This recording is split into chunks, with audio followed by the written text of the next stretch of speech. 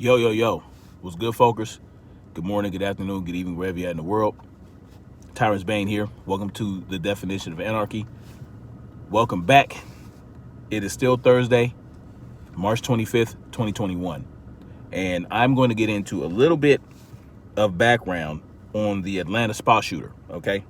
His name was Robert Aaron Long, okay? We're going to get into this, and we're going to find out, hey, with a background check, an AR-15 ban, would that have stopped this from happening? All right. So, the Atlanta spa shooting suspect's life before the attacks. Now, this is from the Washington Post. I'll leave a link in the description for you guys to check it out. The war within Aaron Long was evident for years. Here we go. Red flags. The unitary theory about what brought Long, now facing murder charges in the shooting of 8 people, 6 of them Asian women, to 3 Atlanta area spas on a chilly Tuesday evening is as elusive as the explanations the 21-year-old repeatedly sought for his own troubles. What is clear is that those who spent time with Long in recent years often saw a life in severe disruption. Red flags. That wasn't always the case.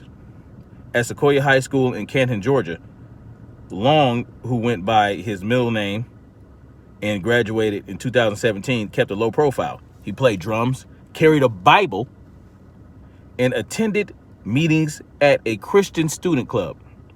Outside of school, he hunted deer, played video games, and traveled with his church youth group. In an Instagram bio, what the social media company has since removed, he summed himself up as pizza, guns, drums, music, family, and God. It's a pretty good life. But over the past 4 years, Long's life turned toward the tumultuous. He started college classes and left after 1 year. He believed he was straying from his faith, telling friends that he was fixated on sex to the extent that he thought he was addicted. His relationship with a girlfriend collapsed after she found out he frequented massage businesses, according to his roommate. So this guy had a history of, getting that solicitation in. His bond with his parents frayed on the night before the shootings. They threw him out of their house, according to the police. Long's former youth pastor, Brett Cottrell, has struggled to reconcile the mission-driven boy he knew in the youth group at the Crab Apple First Baptist Church in Milton, Georgia, with the young man who ended up confessing, according to the police, to the killings of 8 people.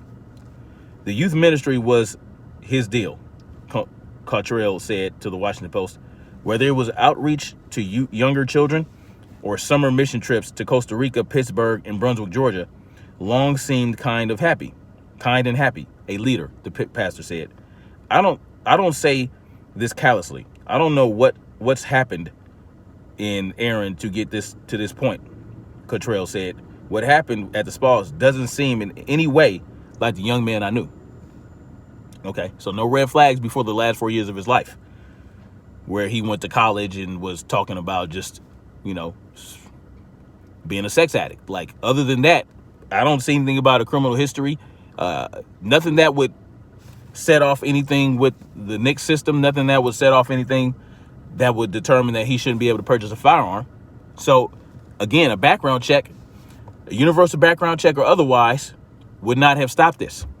An AR-15 ban would not have stopped this, because he could have just used another semi-automatic rifle that wasn't an AR-15, like a Mini 14 or whatever else. There's so many out there, so many semi-automatic rifles that are magazine fed that aren't AR-15s.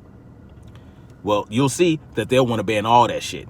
And any magazine fed firearm that is semi-automatic, they'll want to ban that. They will want to include that in the assault weapons ban.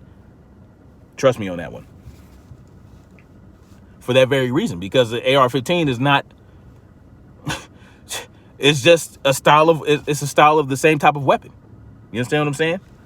A devotee of a strict church. Long grew up in a one-story gray ranch-style house in the woods of Woodstock, a leafy, mostly white town about 30 miles north of downtown Atlanta. His parents, Robert and Diane Long, bought the place in 2002 for $125,500, according to the real estate records. They came across a good Christian family, said Mary Morgan, 88, who lived near Long's parents and young sister. The family was active at Crabapple, the Southern Baptist Church, where Aaron's father, Robert Buddy Long, was a valued lay leader. Aaron and his parents attended Sunday services, afternoon group activities, and Wednesday evening meetings, church members said. Church officials who removed their social media pages, including videos of Long hours after shooting, initially declined to comment, but on Friday issued a statement confirming the family's membership and expressing grief over the attacks and sympathy for the victims. So, look, that's enough of that. Clearly, no history, no violent history, from what I can see, just an addiction to sex, right? I don't know if he hated, I don't know. I don't know if it was racially motivated or whatever.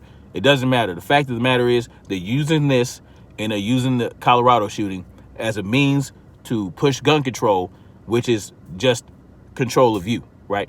They don't want you to have access to these weapons. They don't want you to have access to the means to defend yourself against them. That's really the point. And they don't want you to defend yourself against criminals because they want you to depend on them more to take care of them and to take care of you and save your life and just be your daddy and be your mama. That's what they want. So none of these bills that they are pushing right now would have prevented this. And if AR-15s were banned, he could have still got an AR-15, right?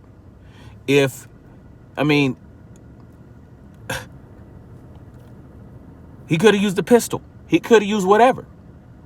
You know what I'm saying? He could have used a shotgun, which, by the way, is used more to kill people than AR-15s. AR-15s, by the way. So it's just complete and utter nonsense. I just went over a little bit of his background. A little church boy, no criminal history, none of that.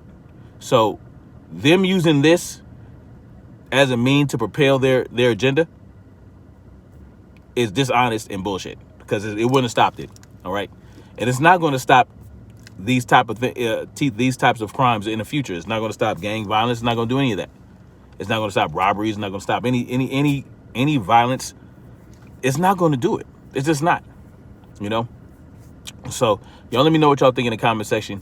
Upon hearing this history or hearing about this background, what do you guys think? Do you think that background checks could still have prevented this? Y'all let me know what y'all think. I'll holler at y'all later if I have any more news to share. Peace out.